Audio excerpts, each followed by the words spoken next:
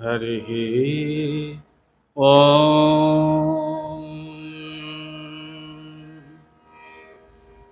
हरिः ॐ हरिः ॐ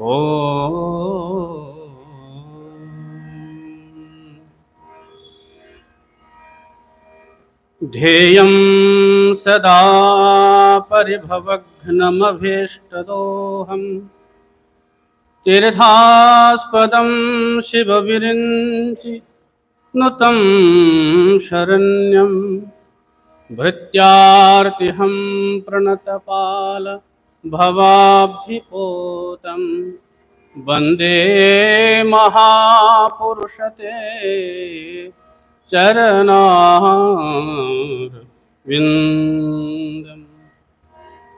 कृष्णाय वासुदेवाय हरये परमात्मने प्रणतक्लेशनाशाय गोविन्दाय नमो नमः।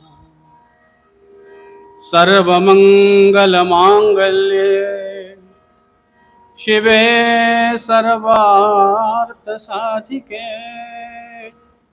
शरण्ये त्र्यम्बके गौरी नारायणी नमोस्तुते। गुरुर्ब्रह्मा गुरुर्विष्णुः गुरुर्देवो महेश्वरः गुरुः साक्षात् परब्रह्म तस्मै श्री गुरवे नमः। अज्ञानतिमिरान्धस्य ज्ञानाञ्जनशलाकया चक्षुरुन्मीलितं येन तस्मै श्री गुरवे नमः। ॐ पूर्णमदः पूर्णमिदं पूर्णात् पूर्णमुदच्यते पूर्णस्य पूर्णमादाय पूर्णमेवावशिष्यते। ॐ शान्तिः शान्तिः शान्तिः। जय जय राधारमण जय जय नवल किशोर जय गोपीचित चोर प्रभु जय जय माखन चोर जय जय माखन चोर। बोली सच्चिदानंद भगवान की जय। काशी विश्वनाथ भगवान की, करुणा में अन्नपूर्णेश्वरी मात की, श्री गंगा यमुना महारानी की, सद्गुरुदेव भगवान की, श्रीमद्भागवत महापुराण की जय। ओम नमः पार्वती पतये हर हर महादेव।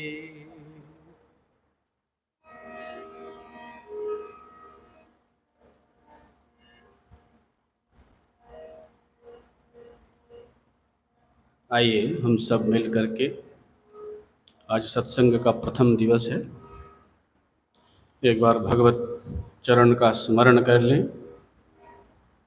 पुनः श्रीमद् भागवत महापुराण के सप्तम स्कंद की कथा में हम लोग गोता लगाएंगे, उस ज्ञान गंगा में डुबकी लगाएंगे। आइए हम सब मिल करके भगवान की चरण वंदना करें। श्री रामचंद्र कृपालो भजो मन हरन भव भय दारुणम। श्री रामचंद्र कृपालो भजो मन हरन भव भय दारुणम।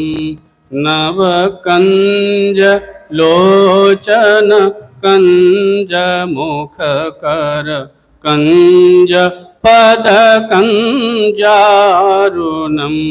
नवकंज लोचन कंज मुखकर कंज पद कंजारुणम श्रीरामचंद्र कृपालु भजुमन हरन भव भय दारुणम श्रीराम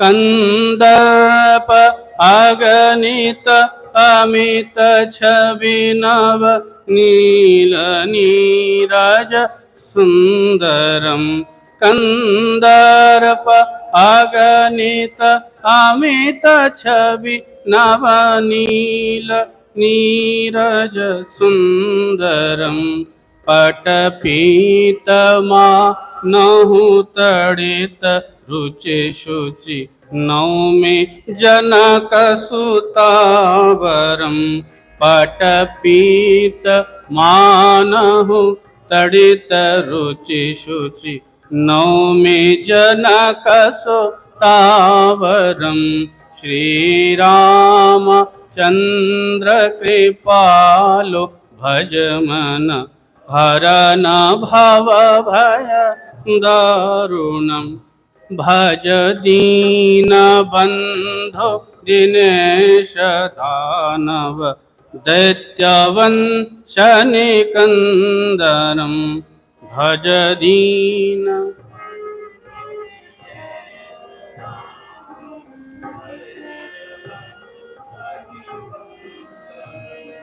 रघुनंद आनंद कंद कौशल चंद्र दशरथ नंदनम रघुनंद आनंद कंद कौशल चंद्र दशरथ नंदनम श्रीराम चंद्र कृपालो भजुमन हरण भव भय दारुणम शिरमुकुट कुंडल तिलक चारु उदारो अंगभिभूषणम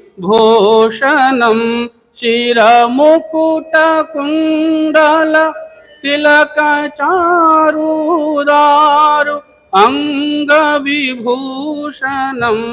आजानु भुज शर चापधर संग्रामजित खर दूषणम आजानु भुज शर चाप धर संग्राम जित खर दूषणम श्रीराम चंद्र कृपालो भजुमन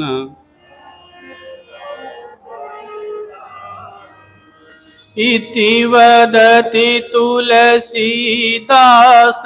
सुंदर शेषमुनिमनरंजनम इति वदति तुलसीदास शंकर शेष मुनिमनरंजनम मम हृदय कंज निवास कुरु कामादि खलदल गुंजनम मम हृदय कंजनि वास कुरु कामादि खलदल गंजनम श्रीराम चंद्र कृपालो भजुमन हरन भव भय दारुणम नव कंजलो चन कंज मुख कर कंज पद कंजारुणम श्रीरामचंद्र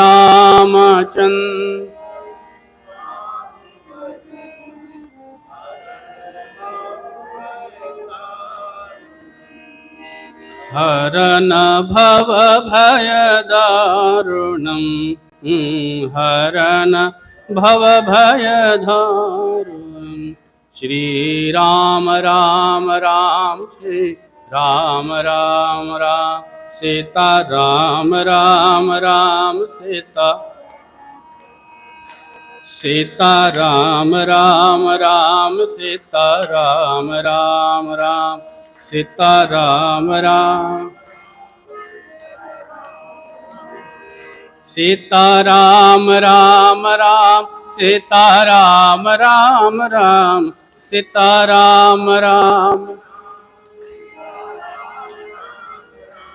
सीता राम राम राम, सीता राम राम राम, सीता राम राम राम, सीता राम राम राम, सीता राम राम राम, सीता राम राम राम, सीता राम राम राम।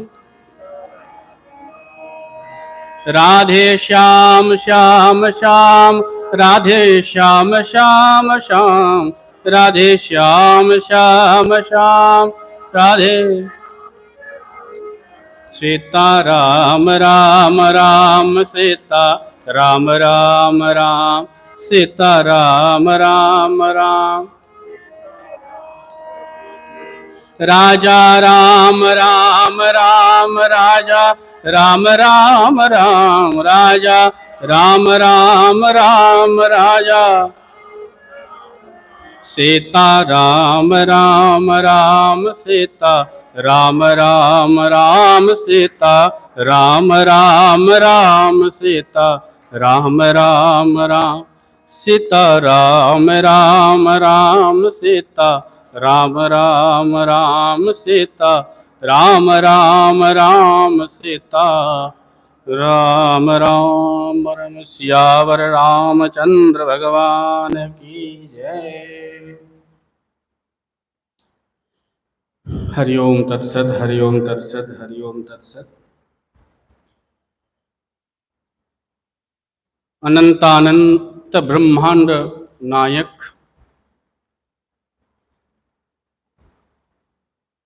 इस संसार के अभिन्न निमित्तोपादान कारण, सच्चिदानंद घन परब्रह्म परमात्मा नंदनंदन भगवान श्री कृष्ण चंद्र जी की दिव्य मंगलमय कृपा दृष्टि से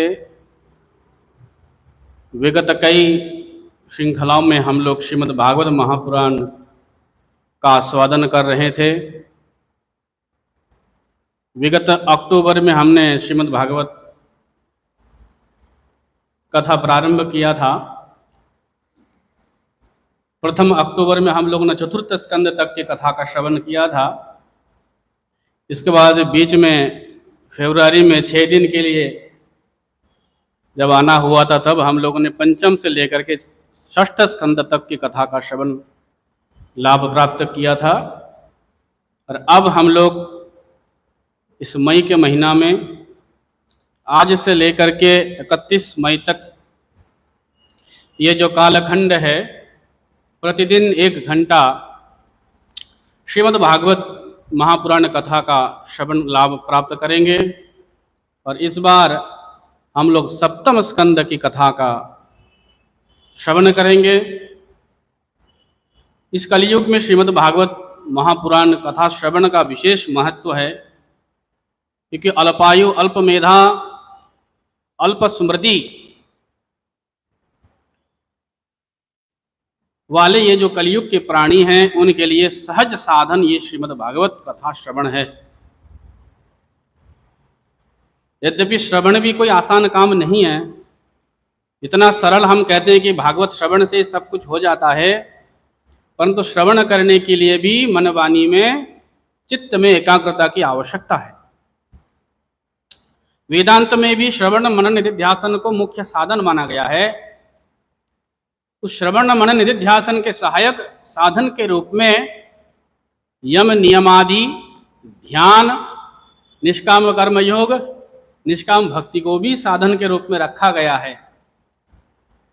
परंतु श्रवण जो है बिना निष्काम कर्म, बिना भक्ति के श्रवण भी ठीक ठाक होना संभव नहीं है। अनेक लोग वेदांत सुनते हैं, परंतु चित्त शुद्ध न होने के कारण, चित्त में एकाग्रता न होने के कारण वेदांत की बात जो है हमारे हृदय में स्थिर नहीं होता, हम उसको धारण नहीं कर पाते। केवल वेदांत के ही नहीं, किसी भी ग्रंथ की बात उठा लीजिए, जब तक उसको आप एकाग्रता से नहीं लेंगे तब तक उसका लाभ आपको नहीं मिलेगा। नहीं तो श्रवण तो हम जिंदगी भर करते हैं। यहाँ ऐसे भी श्रोते हैं जो बहुत सालों से श्रवण कर रहे हैं, परंतु फिर भी वो लाभ नहीं मिला। क्यों नहीं मिल रहा है? एकाग्रता के कारण। श्रीमद् भागवत में भी हम लोगों ने देखा, जब धुंधकारी जी को मुक्त करने के लिए गोकर्ण ऋषि ने भागवत प्रारंभ की थी, उस समय प्रथम बार की कथा में तो केवल धुंधकारी को ही मुक्ति मिली, उन्हीं को ही वैकुंठ की प्राप्ति हुई, बाकी लोगों की नहीं हुई। शंका ये हुई थी कि क्यों नहीं हुई, तो एकाग्रता और श्रद्धा की कमी के कारण फल नहीं हुआ। साधन तो है, सामने है, प्राप्त है, फिर भी नहीं प्राप्त हो रहा है, नहीं मिल रहा है। अनेकानेक कारण है कि वस्तु आपके सामने हो फिर भी आपके लिए ना के बराबर है। भगवान सर्वत्र विराजमान है कि नहीं?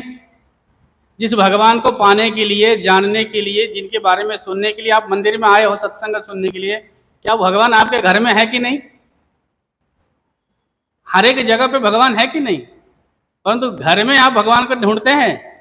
नहीं ढूंढते, आप मंदिर में आते हैं, और पहले पहले आना भी पड़ता है। शुरू शुरू में मंदिर में, तीर्थों में, संतों के पास जाना पड़ता है। परंतु जब सबौर भगवान का दर्शन हो जाए, वो अनुभव के जगत में आप प्रवेश कर जाओ, तो फिर आप कहीं भी बैठो, घर में बैठे बैठे ही वो तत्व आपके पास है। तो एकाग्रता न होने के वजह से श्रवण में तारतम्य हो जाता है, फल में जो है भेद हो जाता है। तो श्रवण भी कोई आसान काम नहीं है महाराज। संसार को भूलना पड़ता है। परीक्षित जी महाराज के जीवन में देखो, ना कोई राज्य की चिंता है। हमारे पास क्या चीज है घर में? कौन सा आपके पास संपत्ति है बताओ? आप परीक्षित जी से धनवान हो क्या? परीक्षित जैसे व्यक्ति जो एक छत्र चक्रवर्ती सम्राट है, चक्रवर्ती सम्राट का मतलब है सारा ये संपूर्ण भारतवर्ष का राजा है। अन्य अन्य स्थानों में जो राजाएं होंगे छोटे मोटे, वो सब उनके अधीन है ना? जैसे पहले होते थे दिल्ली के बादशाह, तो उसके अधीन में छोटे छोटे राजाएं होते थे। परंतु परीक्षित जी महाराज जैसे व्यक्ति जब श्रवण में बैठा, तो मतलब दुनिया को ना कोई खाने की चिंता, ना परिवार की चिंता, ना पुत्र पौत्र आदि की चिंता। चिंता केवल एक ही है कि मरने वाले व्यक्ति को क्या करना चाहिए, मेरा परम कल्याण किससे होगा। जब आपको लगे कि संसार में प्राप्त, संसार के किसी भी साधन से आपका कल्याण नहीं हो सकता, ये सब के सब बेकार है, केवल भगवान ही सार है, तभी आपका कल्याण हो सकता है। हमारे वेदांत संप्रदाय में सबसे पहले जो कहा जाता है कि साधन चतुष्टय, तो उसमें एक सबसे पहले आता है नित्यानित्य वस्तु विवेक। नित्यानित्य वस्तु विवेक में ही साधक को ये निश्चय हो जाना चाहिए कि ब्रह्म ही एकमात्र तत्व है, उसके अतिरिक्त जितने भी तत्व है वो प्राप्तव्य नहीं है, वो मेरे पाने के योग्य नहीं है, और न ही हमें इन चीजों के लिए प्रयत्न करना चाहिए। मुमुक्षु के लिए तो केवल प्राप्तव्य तत्व एक ही है, वो है भगवान। भगवान गीता में कहते हैं यज ज्ञात्वा न इह भूय अन्यज ज्ञातव्यम अवशिष्यते। अर्जुन, इस संसार में आत्मा ही ऐसा तत्व है जिसे प्राप्त करने के बाद और कुछ भी पाने की इच्छा नहीं होगी। जब तक उस भूमा को नहीं जानोगे, नहीं प्राप्त करोगे, तब तक आपकी भटकना, आपकी ये यात्रा, ये संसार में हम जो मारे मारे फिर रहे हैं, ये बंद नहीं होने वाला। इसके लिए मन की एकाग्रता जरूरी है। मन कब उस तत्व के लिए लालायित होंगे? जब हम विचार करेंगे, ढंग से विचार करेंगे। देखो, विवेकी को ही बोध होता है, अविवेकी को नहीं होता है। मैंने कहा ना कि भगवान सब जगह है, किंतु नहीं, क्यों नहीं मिल रहा है? क्योंकि हम उस तत्व के बारे में विचार नहीं कर रहे हैं, उसके बारे में विवेक नहीं करते। परीक्षित जी ने विवेक किया, विचार किया, श्रवण के बाद उसका मनन करके, विवेक करके अनात्माओं से उस आत्म तत्व को पृथक करते हुए उसे आत्मा के रूप में समझा। बस समझना ही है। आश्चर्य आप मानोगे, जिसे प्राप्त करने के लिए आप सोचते हो कि बहुत साधन करने पड़ेंगे, बहुत जब ध्यान करने पड़ेंगे, बहुत कुछ करने पड़ेंगे, वो वास्तव में वैसा है ही नहीं। उसको केवल समझना है। ज्ञानी को कोई नया चीज प्राप्त नहीं होता है। जब साधक ज्ञान को प्राप्त हो जाता है, आत्मस्थ हो जाता है, ब्रह्म तत्व का साक्षात्कार कर लेता है, आपको क्या लगता है उसको कुछ नया चीज मिलता है क्या? वही बने बना जो है, पुराना है, पहले से विद्यमान है, उसी को वो जाना है बस आत्मा के रूप में कि ये मैं हूं, शुद्ध बुद्ध मुक्त स्वभाव, जो पहले मेरे लिए अप्राप्त था, अब मेरे लिए प्राप्त हुआ। तो सत्संग आपका विवेक को, आपके विवेक को जगाने का काम करता है। बस इस जगाना है। इसका मतलब ये नहीं है, कोई मत समझना कि जब ध्यान करना, यज्ञ हवन करना, ये सब व्यर्थ है। नहीं व्यर्थ है। जो अभी भी विवेक के विचार के उस धरातल पर नहीं उतरा, उसके लिए यज्ञ हवन, निष्काम कर्म, भक्ति, इसकी आवश्यकता है।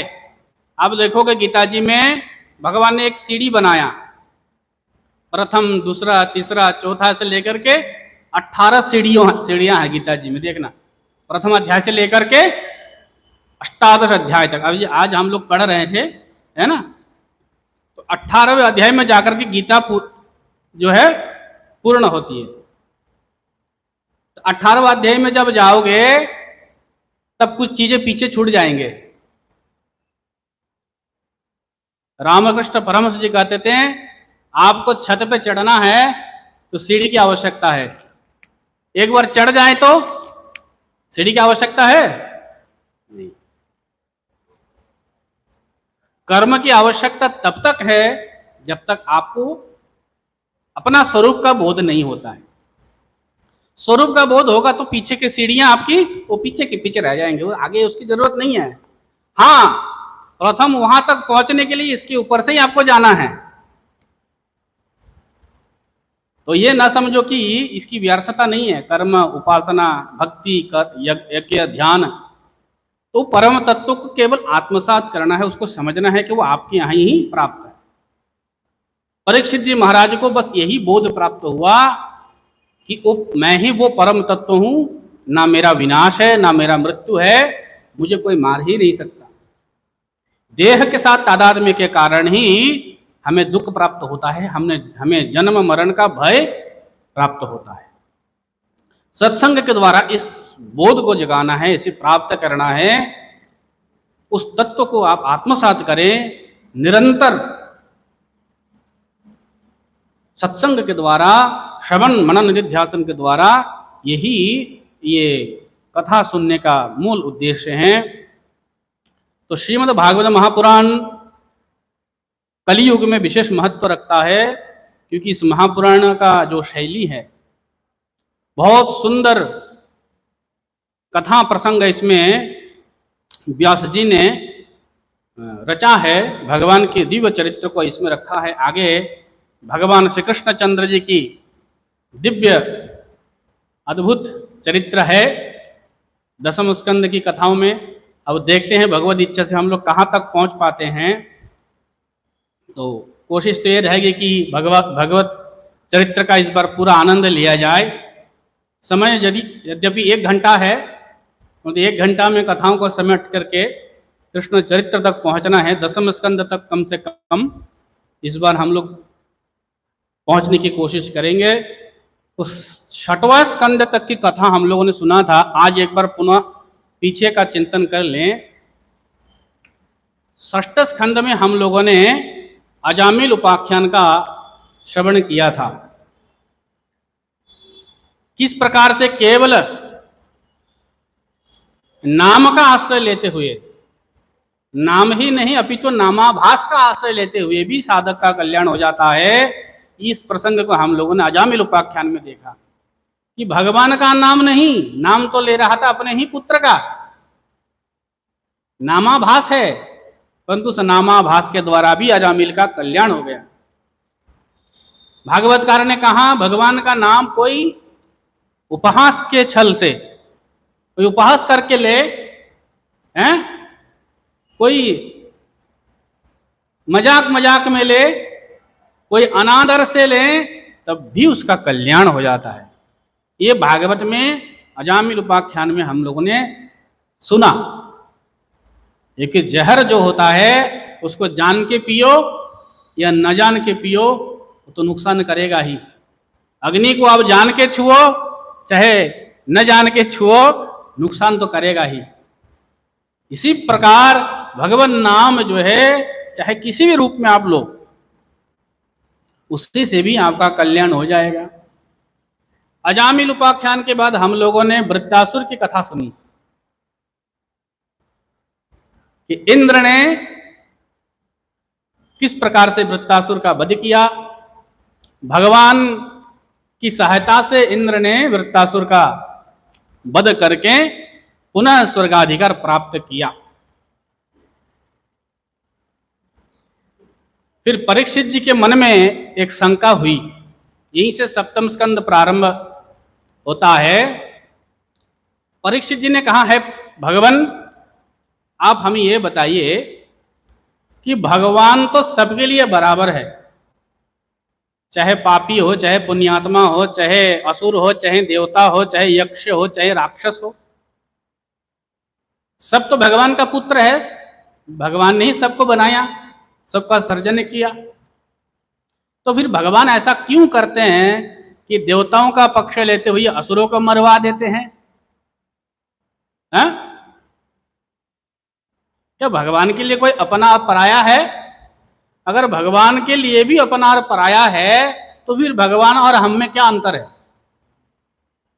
हमारे में जैसे राग द्वेष होता है, जिसके प्रति अत्यंत राग हो, अनुराग हो, हमें उसकी दोष गलती दिखाई नहीं देती।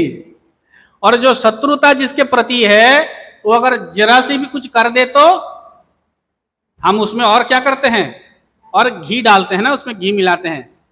इसने इतना बड़ा चढ़ा के बोलते हैं।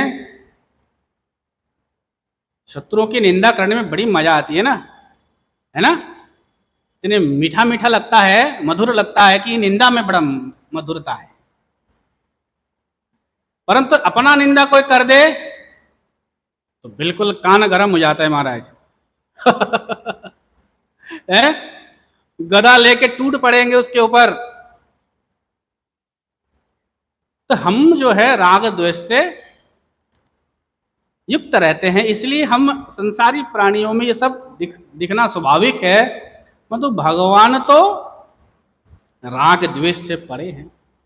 भगवान कहते हैं जो जिनमें समग्र ऐश्वर्य हो, यश हो, श्री हो, वैराग्य हो, है ना, इत्यादि जो 6 गुण होता है वो भगवान में होता है।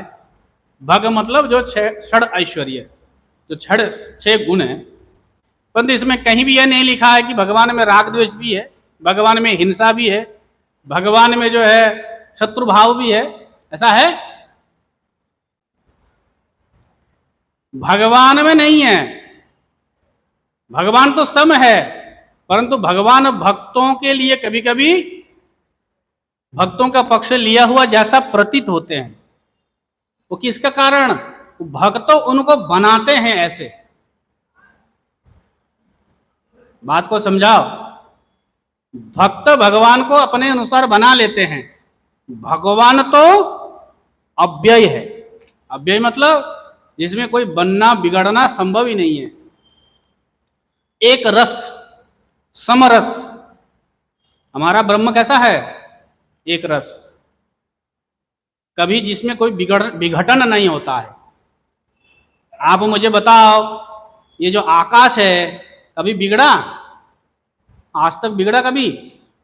वही आकाश है, हमारे पूर्वजों के लिए भी वही आकाश है, हम भी उसी आकाश में बैठे हैं, और आगे आने वाली वस्तुएं भी उसी आकाश में होंगे।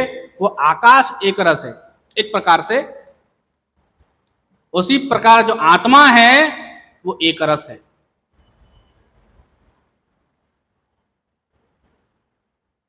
तो भगवान भक्तों के लिए जो है, भक्तों का पक्ष लेता हुआ जो दिखता है, ये भी असल में बस लीला मात्र है। तो भगवान में मानवीय जो त्रुटियां हैं, मानवीय जो दुर्गुण है, वो भगवान में नहीं है। तो परीक्षित जी ने यह प्रश्न किया कि भगवान फिर ऐसा क्यों करते हुए दिखते हैं? क्यों वो सबके लिए बराबर आचरण नहीं करते? हिरण्यक्ष को वध कर दिया महाराज, वरा अवतार लेकर के वध कर दिया। इंद्र को बल बढ़ा दिया, इंद्र ने वृत्रासुर का संहार कर दिया। ये क्या है? हमेशा मूल्य केवल असुर ही की चुका है। दो चार देवता क्यों नहीं मार देते? देवता महाराज उतना ही बराबर ही रहते हैं, इंद्र वरुण चंद्र हैं। कभी देखियो कि इंद्र को मार दिया, देवता को मार दिया, ऐसा क्यों नहीं करते? हमेशा असुरों को ही मार देते। ये लीला क्यों है? समप्रिय सुहृद ब्रह्मन् भूतानां भगवान स्वयं इंद्रस्य अर्थे कथम दैत्यान अवधेत विषमो यथा। हे भगवान, इंद्र के लिए क्यों भगवान वृत्तासुर का संहार कर दिया, ये मुझे समझ में नहीं आ रही है। सुखदेव जी ने कहा, हे राजन, साधो पृष्ठम महाराज, आपने बहुत अच्छा पूछा है, इसमें बहुत रहस्य छिपा हुआ है।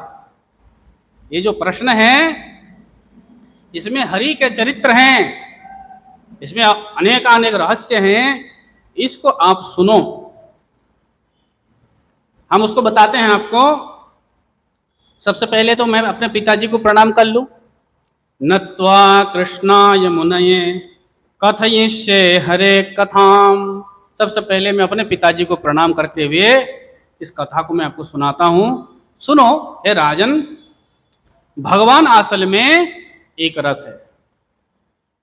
आचार्य शंकर भगवान ने जब गीता जी का भाष्य किया तो उसमें देखना है, एक जगह पर उन्होंने कहा भगवान अवतार लेता हुआ सा दिखता है। गीता का अध्ययन जिन्होंने किया, देखना प्रथम जब भाष्य में भूमिका में भगवान ने इस कथा को कहा कि भगवान अवतार लेते हुए दिखते हैं।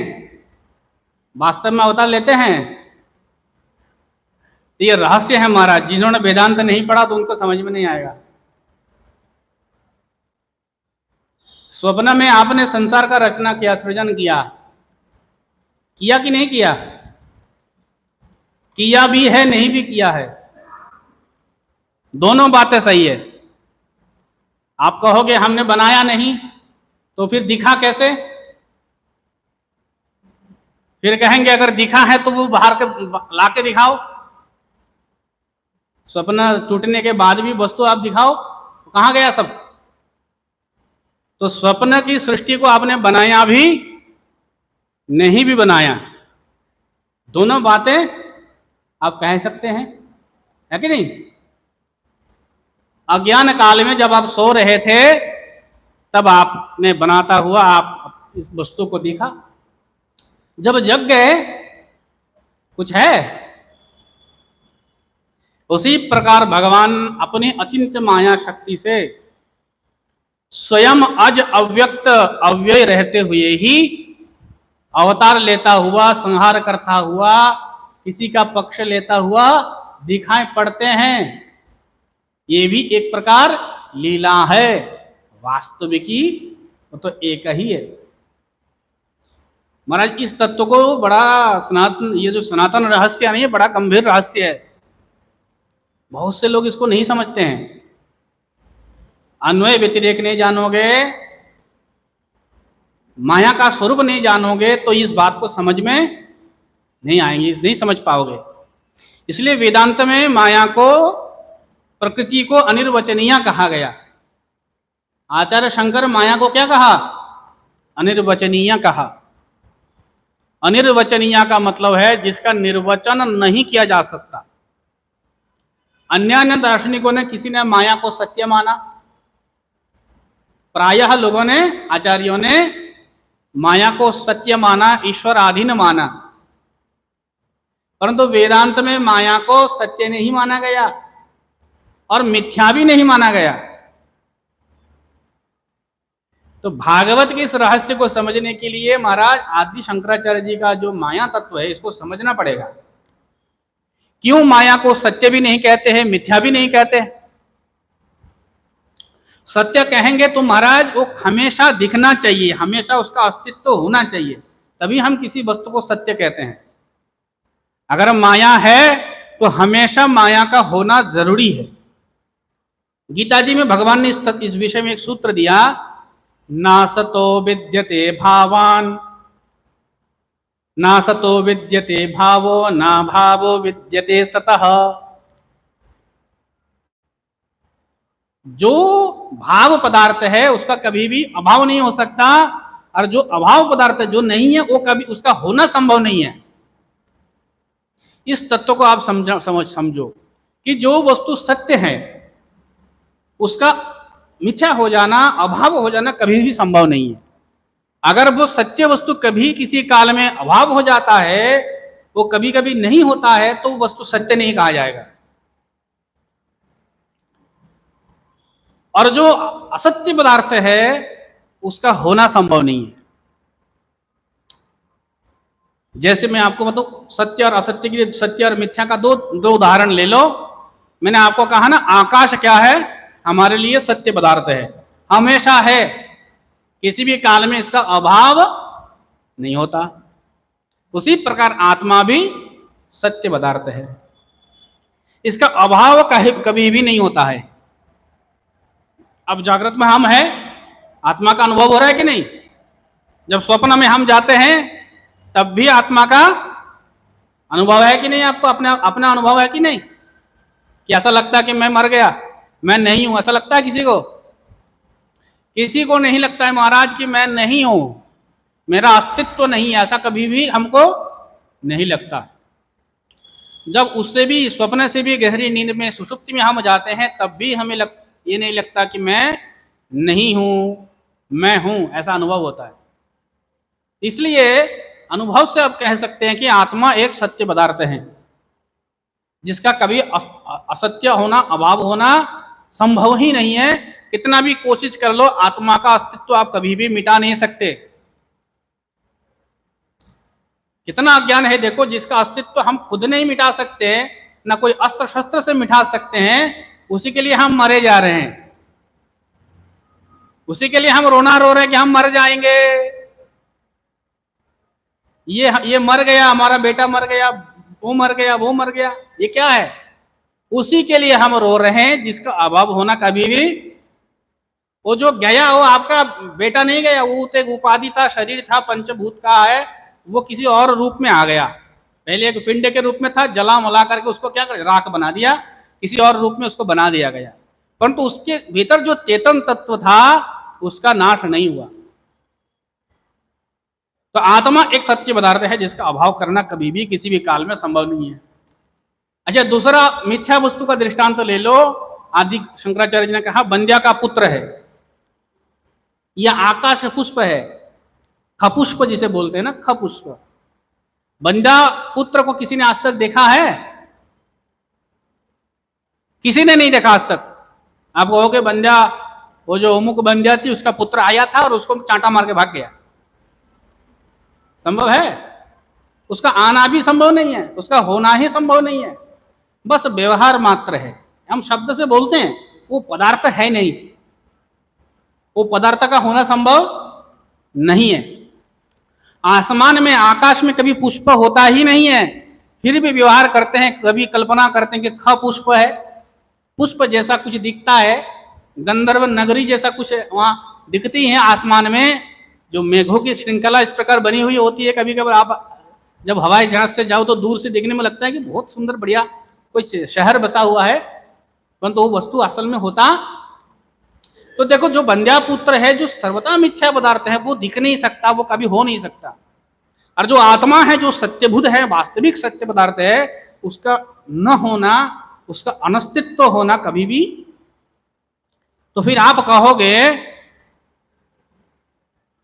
फिर ये सब हो कैसे रहा है? स्वप्न में जो आपने संसार बनाया, वो अगर सत्य है तो निद्रा टूटने के बाद भी वो होना चाहिए था। अगर असत्य है तो दिखना नहीं चाहिए था। जैसे बंध्या पुत्र कभी दिखता नहीं है। आप क्या कहोगे? स्वप्न को क्या कहोगे? स्वप्न के पदार्थों को ना सत्य कहोगे, ना ही मिथ्या कहोगे। तो कहा कि दोनों कह दो, फिर सत्य भी कह दो, मिथ्या भी कह दो, सत्य मिथ्या कह दो। तो ऐसा वस्तु आज तक होता ही नहीं है। कोई वस्तु सत्य मिथ्या दोनों हो, एक ही काल में सत्य भी हो और एक ही काल में मिथ्या भी हो, ये संभव। इसलिए ये जो सृष्टि है, इसको भगवत पाद शंकराचार्य जी ने अद्वैत वेदांत में अनिर्वचनीय कह दिया। चलो, उसको हम कुछ ही नहीं कहते हैं, उसको हम कुछो नहीं बोलते हैं। क्यों? तब सत्य ही नहीं बोल सकते, असत्य भी नहीं बोल सकते, सत्य असत्य उभय भी नहीं बोल सकते, तो क्या कहेंगे? तो कहेंगे ये अनिर्वचनीय है। इसका निर्वचन हम नहीं कर सकते। इदम इत्थम करके यह ऐसा है, वैसा है, ऐसा वैसा कैसा भी करके हम उसको नहीं कह सकते। वही जो है माया तत्व है। ये अनिर्वचनीय माया शक्ति से भगवान एक रहते हुए भी अनेकों रूपों में दिखते हैं। जैसे सोते समय आप अकेले ही हैं, बस एक हैं, एकमेव अद्वितीयम है, परंतु स्वप्न में आप कितने लोगों का निर्माण कर देते हैं, सर्जन कर देते हैं। हजारों लोगों को आप देखते हैं, न होने पर भी वो दिख जाता है। तो परीक्षित जी महाराज को इस वेदांत तत्व को समझाया सुखदेव जी ने। देखो सुखदेव, परीक्षित जी देखो राजन, भगवान वास्तव में किसी भी व्यक्ति का, शत्रु का, मित्र का पक्ष लेते ही नहीं है। उनके लिए सब बराबर है। परंतु ये जो दिखते हैं कि कभी युधिष्ठिरों का पक्ष लेकर के कौरवों का मार दिया, इसका क्या करेंगे? परंतु इसको भी तुम भगवान के स्वरूप में मत समझो। ये भगवान की एक लीला है।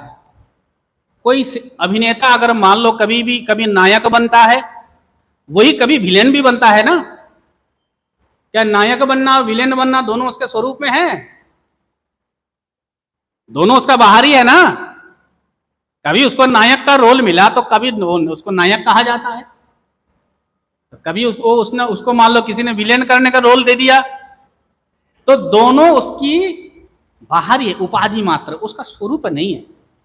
वो व्यक्ति अपने आप को इस दोनों रूप से, दोनों रोल से जुड़ते नहीं है, उसका एक किरदार मात्र है। उसी प्रकार भगवान मान लो ये माया का एक चोला पहन करके, एक वेश लेकर के, ये कभी जो है किसी को मारता हुआ, किसी का पक्ष लेता हुआ दिखते हैं। वो वास्तव में किसी का पक्षधर नहीं है, वो सम है। इस शरीर में आत्मा भी सम है महाराज। हम क्या है? सम है। गीता जी में कहा गया है, समत्वम योग उच्यते। ये सम है, आत्मा है सम, सब जगह बराबर है, किसी से भेदभाव नहीं करने वाला दुनिया में आत्मा है। तभी तो महाराज शिशुपाल और दंतवक्त्र को भी भगवान क्या कर देते हैं? मुक्त कर देते हैं। वही प्रसंग आगे श्रीमद् भागवत में यहां हम श्रवण करेंगे।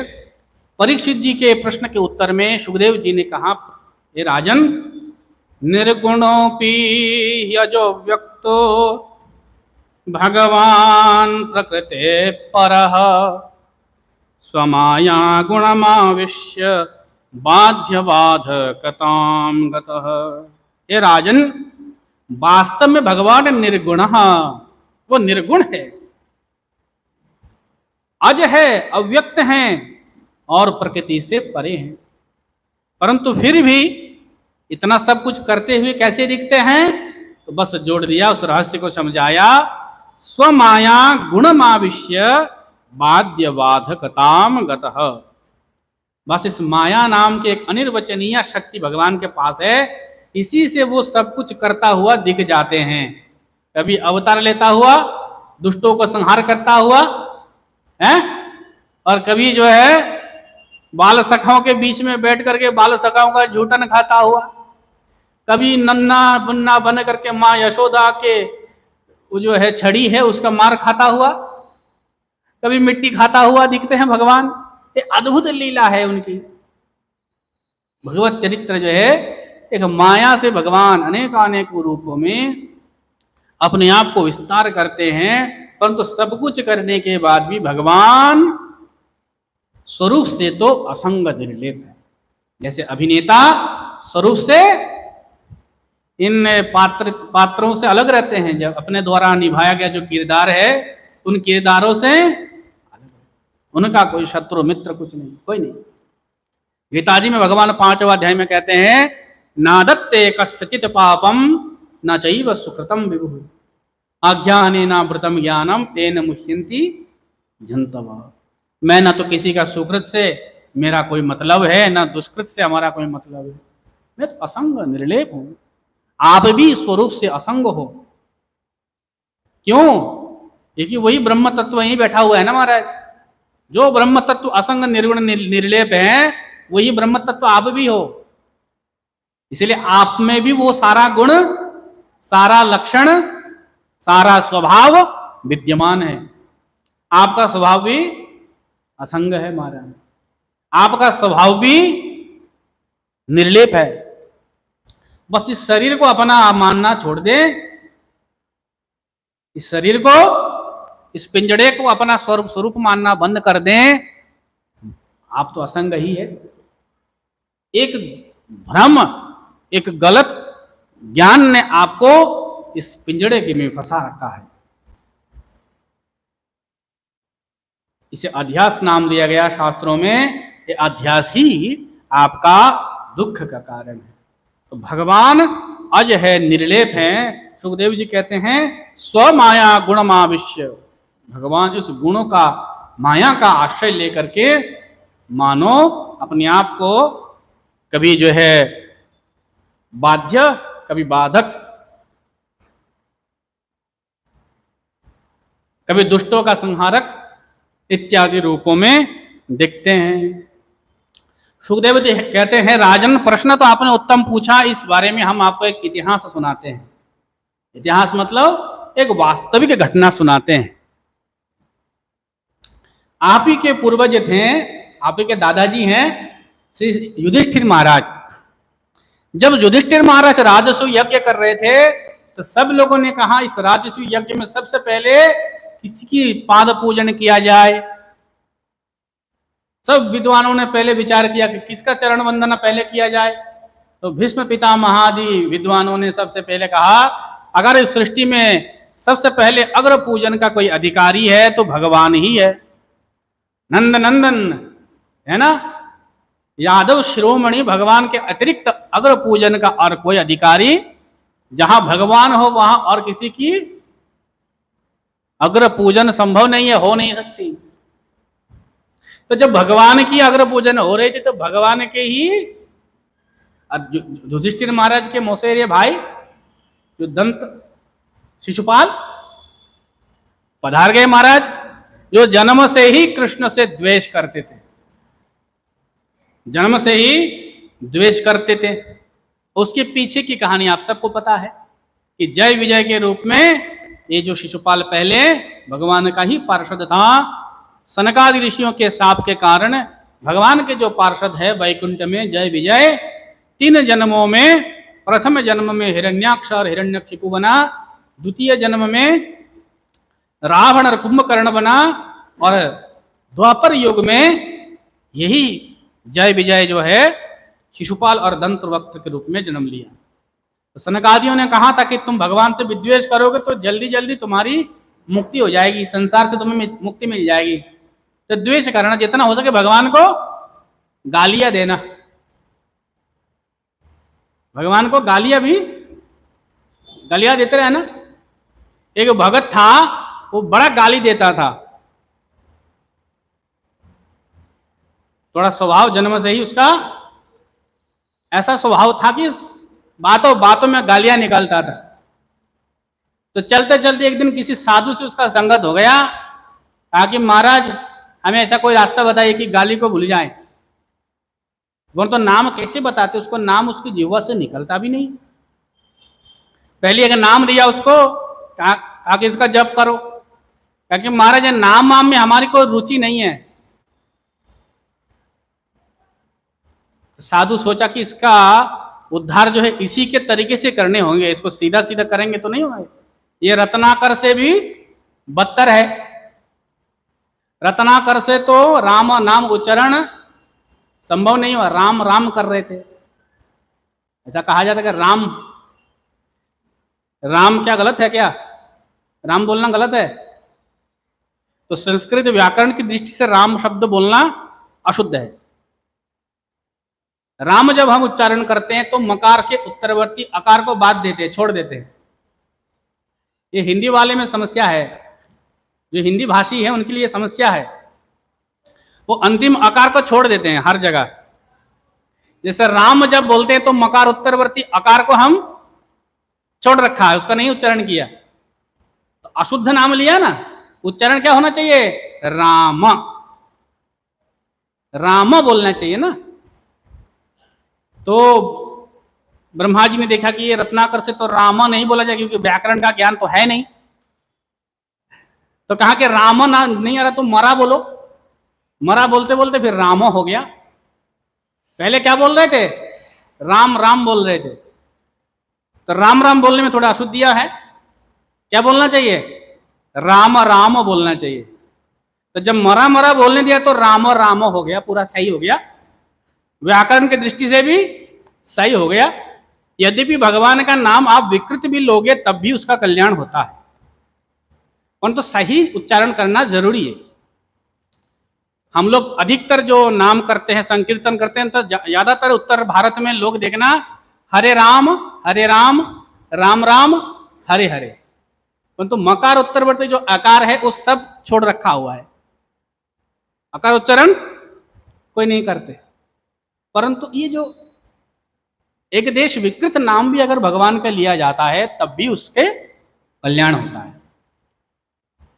समझ रहे ना? तो मान लो गलत स्वर, जैसे मान लो जो जापानी है, जो चाइनीज है, वो कृष्णा नहीं बोल पाते हैं।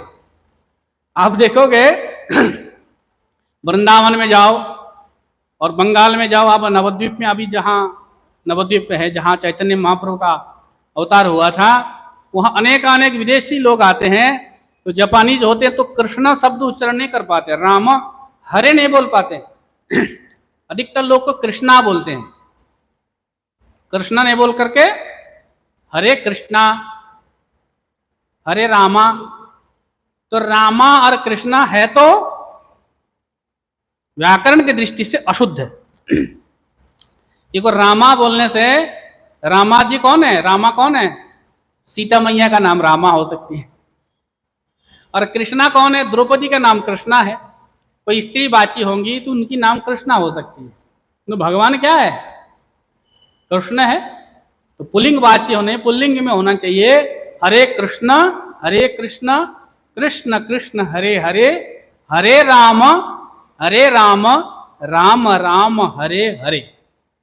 तो नाम कीर्तन करते समय भी उस सुर में आप नाम कीर्तन करें जिससे पूरा आकार का उच्चारण भी हो।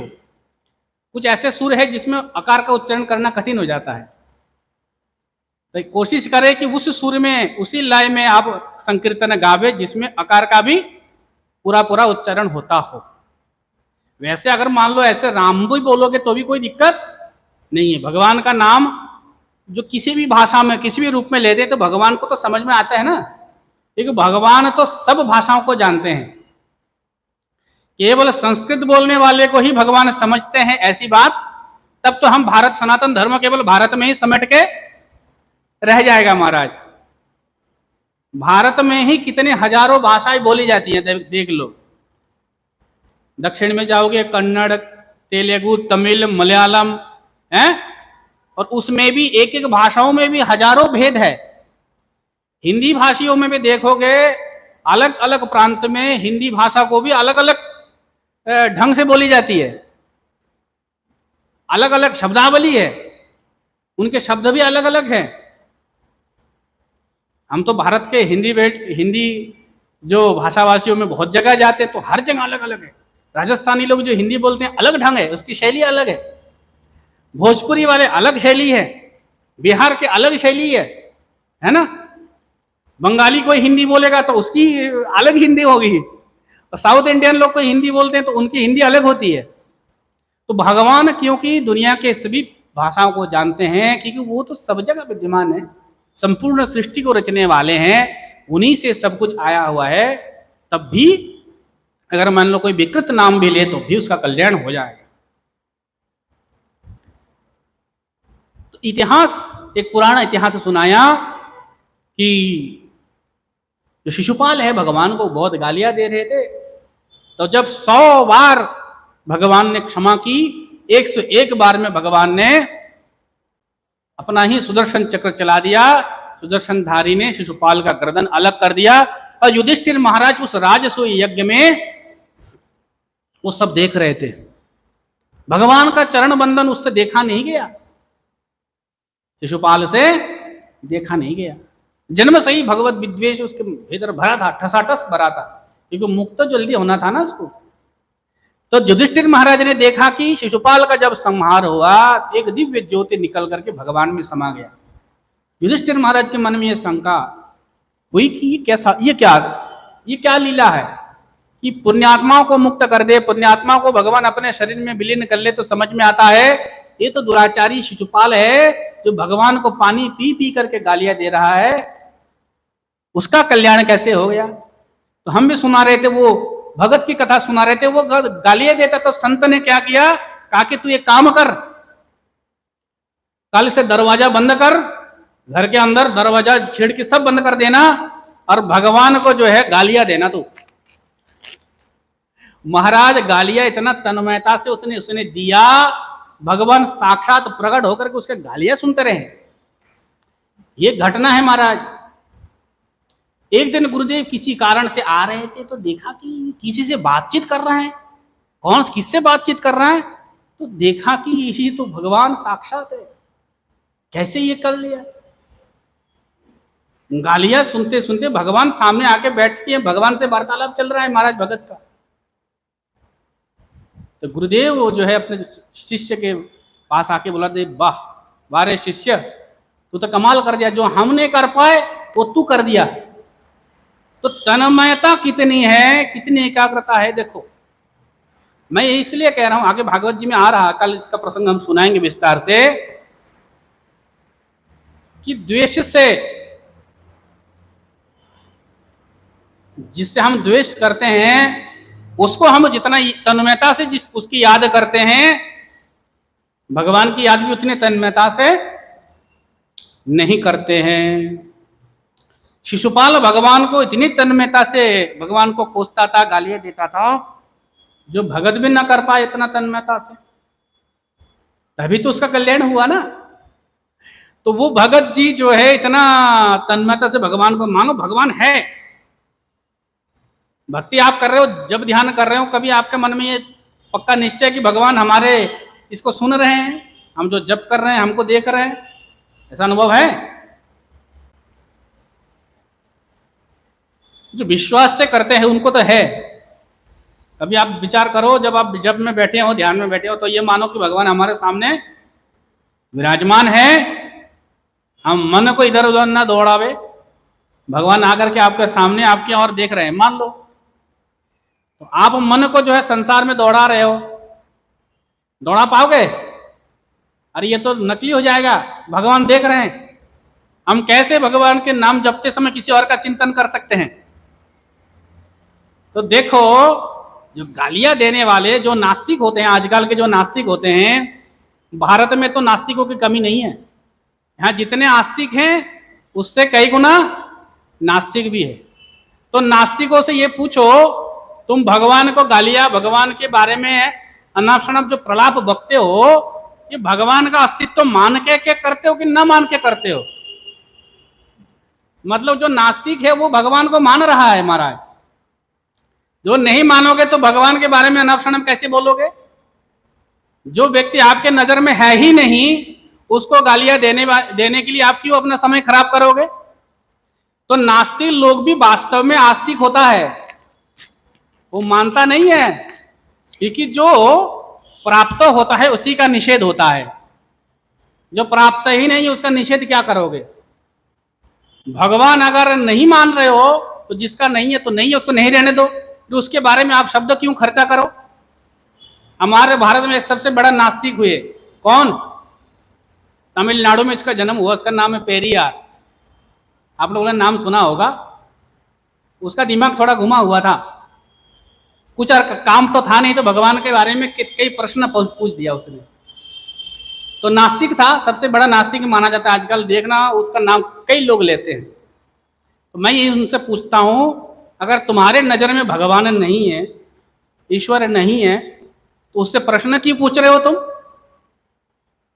पेरियार का 16 प्रश्न प्रसिद्ध है। ये 16 का 16 बकवास है। जिस तत्व को तुम मानते ही नहीं हो उसके बारे में तुम प्रश्न ही क्यों पूछते हो? जिस सनातन धर्म को तुम मानते नहीं हो, जो लोग कहते हैं कि आज से 10-20 साल पहले मानते थे राम जी, यहाँ रामायण एक कल्पना है, राम जी एक कल्पना है। हाँ जी, राम जी अगर कल्पना है, वही लोग फिर कहते हैं कि राम जी ने जो है रावण जैसा बड़ा पुण्यात्मा था उसको मार दिया। राम जी क्रूर थे इसलिए रावण को मार दिया, और रावण बड़ा ब्राह्मण का पुत्र था, बड़ा पुण्यात्मा था, राम जी ने अन्याय किया, रावण को मार दिया। तो तुम तो राम को काल्पनिक मानते हो, फिर रावण के लिए काहे रोना रो रहे हो? इस प्रकार जो है ये स्वघाती बातें करते हैं। जो स्वविरोधी बातें करना, भगवान को न मानने वाले जो नास्तिक होते हैं वो भी वास्तव में मानते हैं, क्योंकि जिसको आप मानते ही नहीं हो, जो नहीं है आपके नजर में, उसके लिए आप कुछ कहना भी उचित नहीं है। सनातन को मानने वाले ही मान करके ही सनातन के बारे में आरोप लगाया जा सकता है। तो शिशुपाल जो है भगवान को जो गालियां देते थे बड़ी तन्मयता से, इसीलिए शिशुपाल का भी कल्याण हो गया। युधिष्ठिर महाराज के शंका के उत्तर में नारद जी ने इस प्रसंग को समझाया, क्योंकि नारद जी बगल में बैठे थे। तो नारद जी ने युधिष्ठिर जी को समझाया, और नारद जी ने युधिष्ठिर जी को जो समझाया वही बात को जो है सुखदेव जी परीक्षित जी को समझाया कि भगवान कैसे शत्रुओं को भी क्या करते हैं, मुक्त कर देते हैं। भगवान के लिए कोई शत्रु मित्र नहीं है, वो सबके लिए सम है, सबके लिए बराबर है। इस प्रसंग को और विस्तार से सुखदेव जी समझाएंगे, कल इसको आगे बढ़ाएंगे। आज की कथा प्रसंग को यही विराम देते हुए चलिए हम लोग आज के कथा को ही समाप्त करें। 2 मिनट भगवान नाम संकीर्तन करें। हरिओम तत्सत, हरिओम तत्सत, हरिओम तत्सत। अगले 1 महीना तक आप लोग साध्य में और अधिक से अधिक संख्या में इस कथा का लाभ प्राप्त करें, उठावे, यही प्रार्थना करते हुए चलिए 2 मिनट भगवान नाम संकीर्तन करें। हरिओम तत्सत, हरिओम तत्सत, हरिओम तत्सत।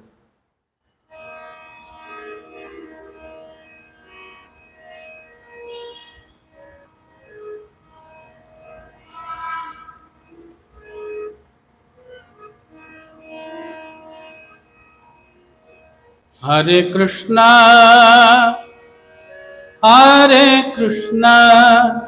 कृष्णा कृष्णा हरे हरे, हरे राम राम राम हरे हरे, हरे कृष्णा कृष्णा कृष्णा हरे हरे, हरे राम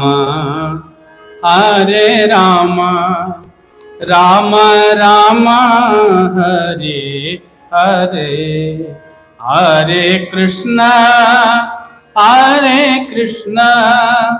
कृष्णा कृष्णा हरे हरे, हरे राम हरे राम राम राम हरे हरे, हरे कृष्णा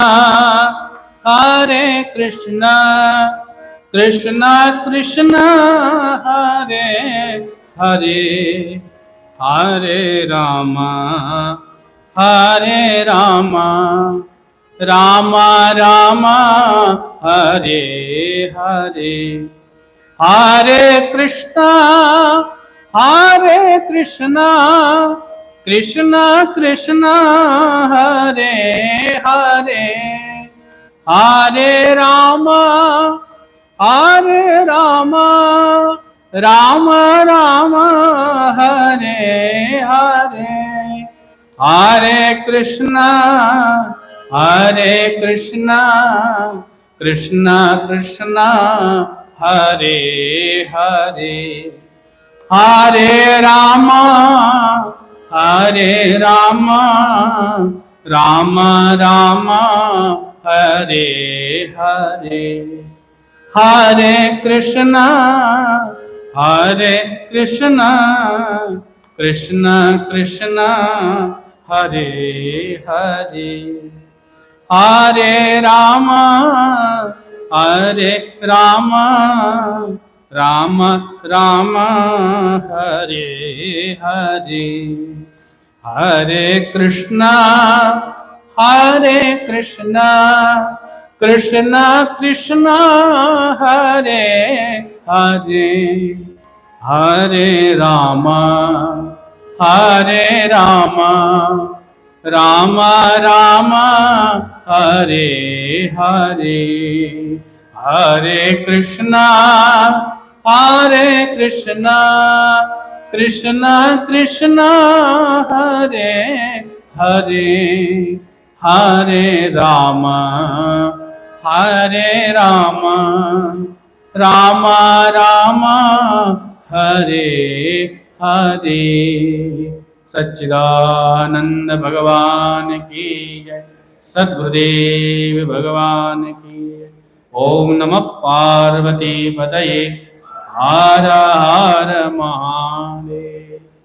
है यीशु सब सुखी हो, कोई न हो दुखारी, सब हो निरोग भगवन, धन धान्य के भंडार। सब भद्र भाव देखे, सन्मार्ग के पथिक हो, दुखिया कोई न होवे, सृष्टि में